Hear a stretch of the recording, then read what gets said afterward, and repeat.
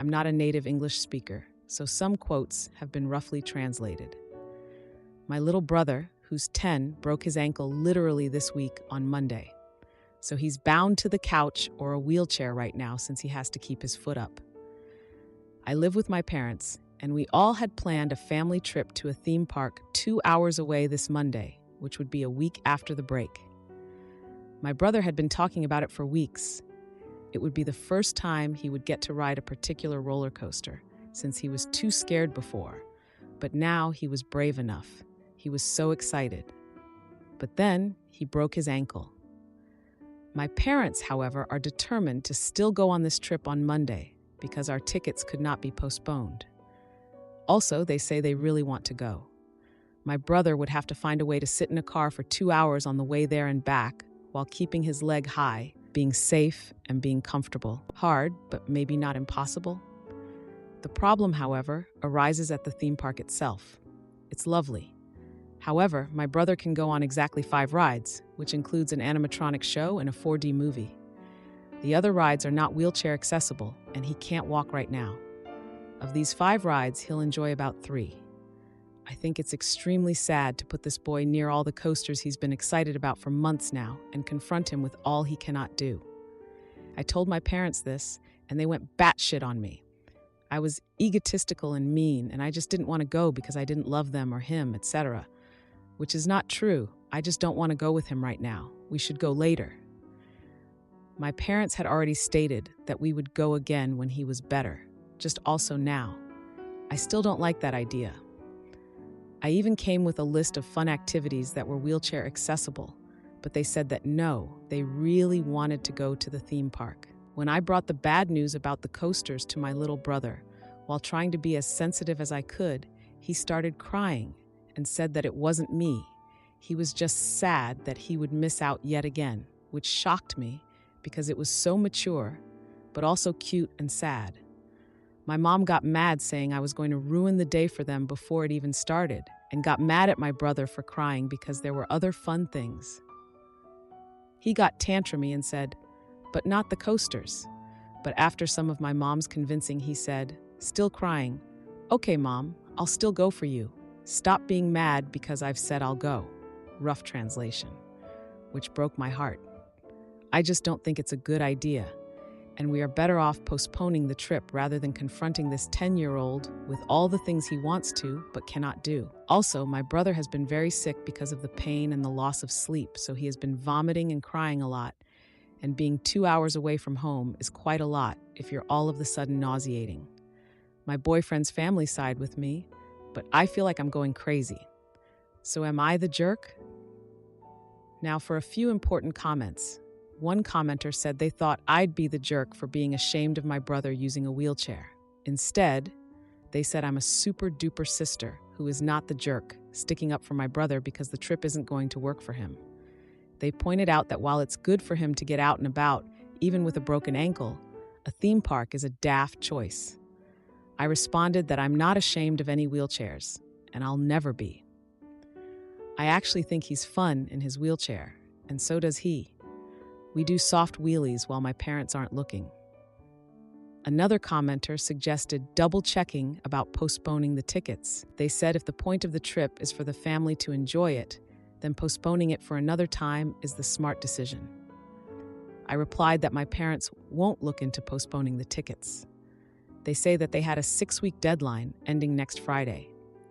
I expressed that customer service might bend the rules a bit for an unexpectedly injured 10-year-old, and at least try. A different commenter asked if my brother being in a wheelchair is only temporary. They suggested telling my brother that there is always next time, and when he is well enough, take him to the theme park to let him enjoy everything. I agreed, saying there is always a next time, and he knows it. I just don't want him to experience a bad day this time. I'd rather go once later than go once now, and also later. One commenter asked if it's possible for me to take my brother somewhere else for the day. Since I'm 19, I said it's a good idea, but my parents will lose the money for 2 tickets, and I think I'll never hear the end of it. I don't have my own car, but I know how to drive, so if I can borrow a car, maybe I can look into it. Another commenter wondered why my parents want to go so much that they're acting like manipulative kids about it. They said while my brother should go outside and get his body better, a theme park isn't a wise choice. They shared their own experience of going on a non-refundable trip 3,000 miles away a week after a car accident injured them badly and said it was miserable. I responded that I think my parents want to go out because they're really stressed. My brother hasn't been able to sleep well because of the pain, so he's often awake during the night, and my parents stay up with him. I said I'm down to babysit my brother for a day while they go to a spa or something for them to relax. But a theme park is such a bad idea. I also mentioned not to yell at your kids, especially when one's in a wheelchair. Let's start with the original post. You did absolutely nothing wrong by pointing out the situation. Your parents sound like they're in denial here. The list of other wheelchair-friendly, closer-to-home things you could do instead was a sweet thought on your part. From a medical standpoint, I have to point out that a wheelchair does not keep the foot elevated unless you have the leg extension piece. But with that, I would not recommend going to a place with crowds or people are going to be walking into his broken ankle. Your brother's foot is going to swell and hurt. Try to put your foot down and refuse to be part of this if your parents insist on dragging your brother. And if they do go, despite all good sense, pack a pillow for elevating and an ice chest for him with ice packs to help bring down the swelling. Then OP replied, he does have the extension, so we're good on that luckily. But you're right about people walking into it. Hadn't even thought about that. You only notice how bad some things are for wheelchair users when you're in near a person in a wheelchair. Thanks for the help. Another commenter said, NTA, but can you call the place and tell them about the broken ankle? Ask to talk to a supervisor. Maybe they will exchange the tickets. OP responded, I will try in the morning. It's 1 a.m. here now. Haha. But this seems like the best plan. I don't have any info on the tickets though, so I'll have to pry it out of my dad first, lol. Another commenter added, NTA. Oh, it broke my heart thinking of your 10-year-old brother being sick and tired from sleepless nights from the pain of his ankle. I've got a 13-year-old daughter and would cry if she was like that. The trip should have been postponed as soon as he broke his ankle. Trips can be redone, but memories will always stay, and he will always remember the times when he was so sad that he couldn't go on the rides because of his ankle. OP replied, exactly. I'm also afraid it'll taint future and past memories of the park, since it's bound to be a mess. Stressed parents, sad wheelchair-bound kid, and me, who is sometimes overly defensive. I'm glad Reddit seems to agree it's a bad idea. Another commenter mentioned, dude, I hear they move you right to the front of the line if someone in your party has a wheelchair. OP responded, I mean, yeah, for the 5 rides he'll be able to go on, that'd be cool. Update, no they don't. You get put on a timer that's as long as the queue, and after it ends, you can go on. Now for the update. I wanted to update y'all because we had a happy ending, my friends. I called the theme park and explained the situation. They said they would postpone the tickets for us and wish my brother a quick recovery. So fast forward to now, his ankle is out of the cast, and he gets to do a lot of things again. Not running, but 2 more weeks, and he can do that too. We went to the theme park yesterday, and he went on all the coasters, even the ones he's been fearing for years. He'd talk about it the entire day yesterday, and he said he was glad he could ride the coasters for the first time with his big sis. Even today, he was still going on about it. I'm glad to see that he had a good time. So that's fun. Everyone had a blast. It's not the longest update, but at least it ended well. Although I never did get an apology for what my parents called me, even after I saved their tickets and their day with a cranky, disappointed child in a wheelchair. But oh well. That's my parents for you. Thanks for the help on the previous post, guys. Am I the idiot for calling out my sister for turning my wedding into a Vegas sideshow? This past weekend was my wedding, and it was technically my second proper wedding because my husband and I eloped and got married in Vegas. So this was an event more for the family than for us. My sister was my maid of honor, and she showed a PowerPoint presentation / pic montage during the reception. But I thought it was going to be just cute pictures and videos of me and my husband. We've been friends since the first grade, so there's a lot of material. Instead, my sister was like, "For all of you who don't know, this is my sister and my husband's name. Second wedding. Let's see how the first one went." And here's the thing. We got married in Vegas. Things got a little weird, and we took a million pictures and videos, many of which looked super inappropriate out of context and in context. Like, we had no bachelor or bachelorette party. So the night before the wedding, we went to a strip club with female strippers and to one with male strippers as a gag. So there was a pic of me glaring, fake angry at my husband looking at some big butt breasts, and one of my husband doing the same while I'm looking at a dude doing the helicopter with his weenie. There was a pic of us eating Domino's in a hotel room only in our underwear. There was a pic of us doing an impromptu, sexy cowboy-cowgirl photo shoot near the Grand Canyon. It's an inside joke, too long to explain. There was a pic of me at a hotel pool wearing a seriously minuscule bikini that may as well be invisible, and virtually my whole butt hanging out with my husband doing the Will Smith meme. There was a pic of my husband naked playing the guitar with only the guitar covering his junk, and me fake singing next to him wearing only a long t-shirt. There was even a pic that had nothing to do with the wedding of us in costume as Cyclops and Emma Frost for a Halloween party, so it obviously looks like I'm wearing lingerie, which I was, half, and my husband's package in the tight suit is super noticeable. The presentation finished with an admittedly very nice montage of pictures and video of me and my husband in school and high school, etc., juxtaposed with more recent and appropriate pics, and it was genuinely very moving, and everyone loved that part. But I was seriously dying of embarrassment about the other pics. I mean, my grandma was there, and both of my husband's grandparents too. And a bunch of people who were technically, but not really close to. Our friends thought it was hilarious, though. Am I wrong for thinking my sister crossed a line by including those pictures, which I shared only with her in confidence? Now for a few comments. One commenter said, "Thank you, sis, for all your hard work in making the presentation. It only goes to prove what an utterly stupid, thoughtless person you are." I said to her something to that effect, and she started crying and called me ungrateful. The part that unalives me is that the second part of the presentation, the one that didn't include the Vegas pics, was the best thing ever. Like, she somehow found a previously unearthed home video of my husband and I when we were like 8 years old, saying we were going to marry each other when we grew up, and that made me so emotional. I felt like I was going to faint. If she'd just stuck to that, it would have been absolutely perfect.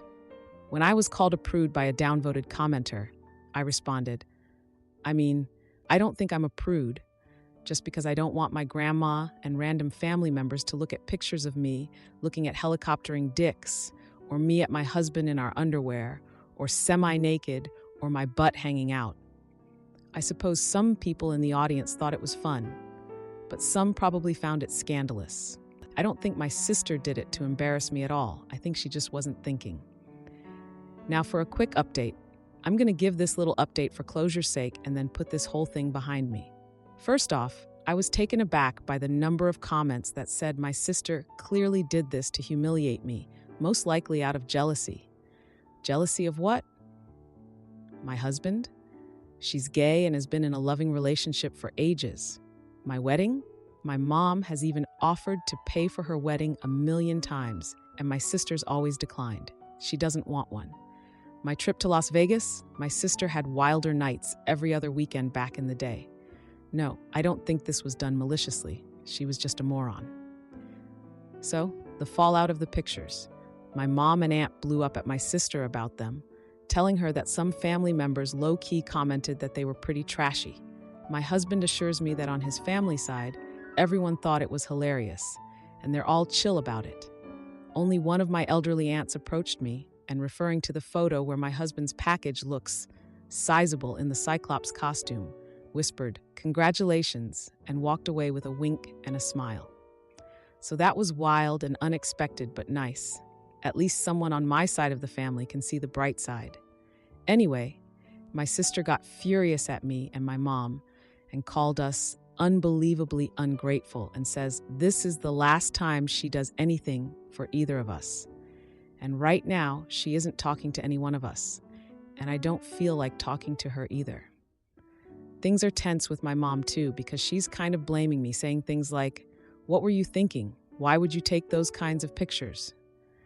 And I'm not here for that nonsense, so I'm kind of muting her too for the moment. Out of curiosity, I called my sister's partner, let's call her Rose, who helped her edit the presentation, and asked what was my sister thinking, including those pics. She said they cleared it with my husband in advance.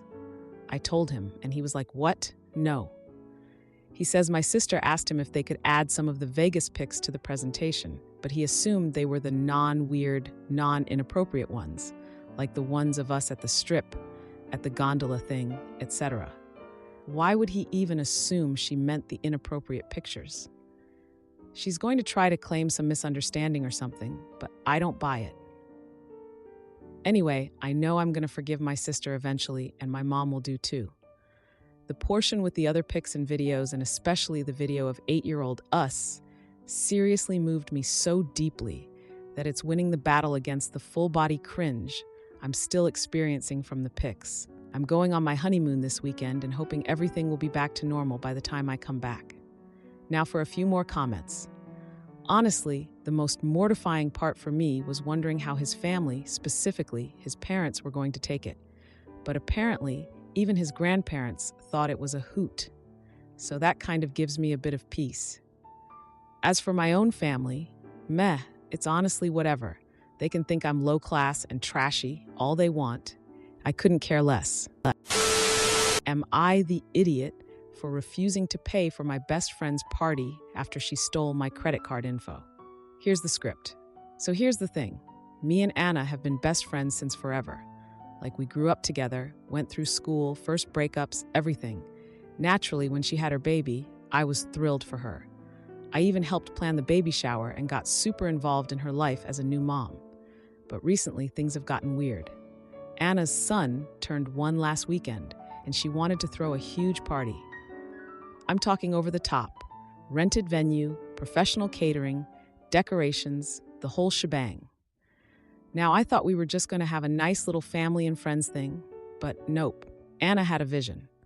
Fine, no biggie. I figured she could do whatever made her happy for her son's big day. Fast forward to a week before the party. Anna starts hinting that she's a little stressed about costs and how tight things are right now. I get it.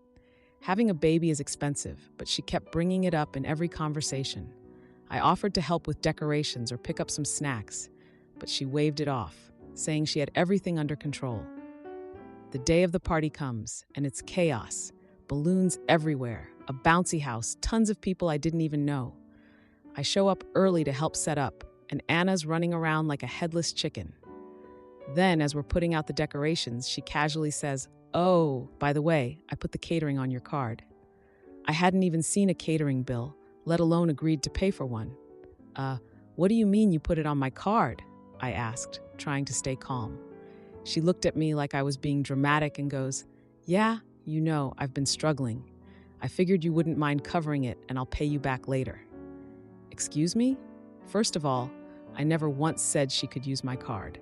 And second, I had no clue how much this catering even cost. When I asked, she shrugged and said, "Only about $500. It's not a big deal." $500. For food I didn't even order or agree to pay for. I told her no way. I wasn't paying for something she never asked permission for, and frankly, I didn't have that kind of money just lying around. She acted all shocked and hurt, saying I was being selfish and how it was her son's first birthday. As if I'm supposed to go into debt for a party I didn't even throw. We had a massive argument in front of some of her other friends, and I ended up leaving early. Later that night, she blew up my phone with texts saying I ruined her son's day, that I was being a terrible friend, and how I didn't understand how hard things are for her right now. I just couldn't believe the audacity. After everything, I blocked her. I couldn't deal with the guilt tripping, especially over something so ridiculous. Now, some mutual friends have reached out, saying I was too harsh and that I should have just helped her out because she's struggling. But I feel like she crossed a line. You don't just throw someone's money into your plans without asking them, right?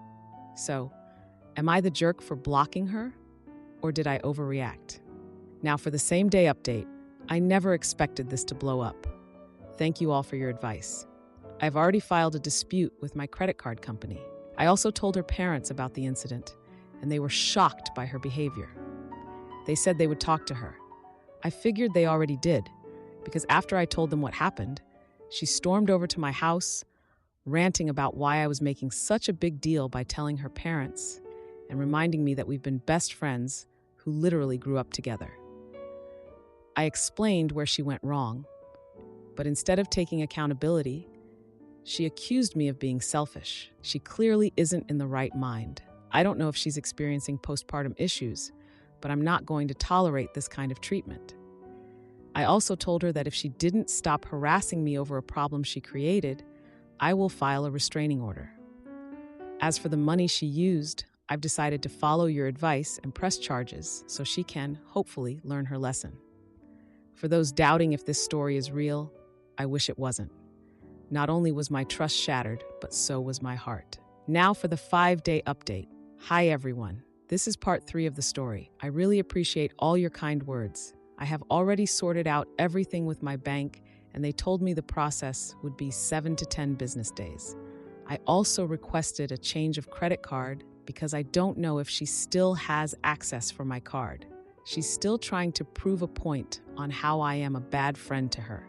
I changed all my locks because she has a key to my house, as she was my childhood best friend after all, and shared almost everything with her. My siblings and parents all went to my house after they heard what happened to keep an eye on me. I am now considering moving to another city because of what happened. Some of our mutual friends also apologized to me for defending her. Apparently, she told our friends that the catering was my idea and that she only spent $100 for it using my card. They didn't know it was $500 until one of them saw the post on Reddit. Anna also saw the post and went berserk because she said I was ruining her image when I didn't even mention her full name. And there are literally millions of Anna in the world. And for everyone asking on how she got a hold of my card, like I said on my previous post, I was asking myself the same question. It might be that she was snooping through my things while I wasn't paying attention. It might be when I was babysitting for her so she can get some rest. I really don't know, and she won't say as to how she got my credit card as well, because she felt like she doesn't have to explain anything because we are best friends. Anyways, this will be the last time that I will post about this on Reddit, as I will be taking this to court since things already got out of hand and she resulted to threatening me. I never expected that our 20+ years of friendship will end like this. My heart is broken and my mental health is unstable right now, and she's one of the reasons why. Thank you again, everyone, for all of your kind words and advice. She won't stop on proving her point, so I filed a restraining order. My siblings and parents are also doing their utmost best to help me get through this. Now for a few comments. One commenter said, "Op, so glad you pressed charges. Even if she is experiencing mental health issues due to the pregnancy, this needs to be addressed. At least now everyone around her is aware something is wrong and can try to help her." I also wondered if this is a post-pregnancy thing or an aspect of her personality that she was just better at hiding during the friendship. Op, have you done a thorough check of your credit and accounts since finding out about the theft? I would recommend it. There's the possibility that her theft was smaller and you weren't looking for it. Have other friends do the same. Yes, I have looked through my credit accounts with TransUnion, Equifax, and Experian. I also checked with my credit card company if any other charges were made without my knowledge. So far, it was only the catering. It was maybe her first time using my card without my consent. I have let her use my card before, especially with baby essentials. I am maybe at fault for spoiling her as well.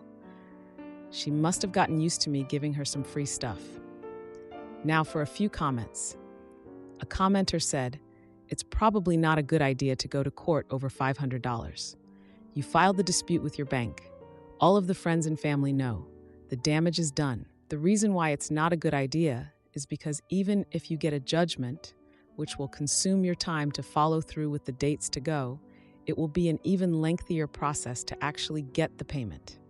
Time is money, and it will certainly not be worth the time, even if it is to teach her more of a lesson than that of which she is already learning.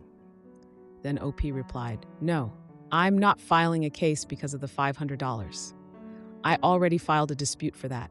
She started threatening me and even broke one of my windows. So I had to file a restraining order. But even with the restraining order, things still got out of hand. So heartbreaking as it is, I have to take action."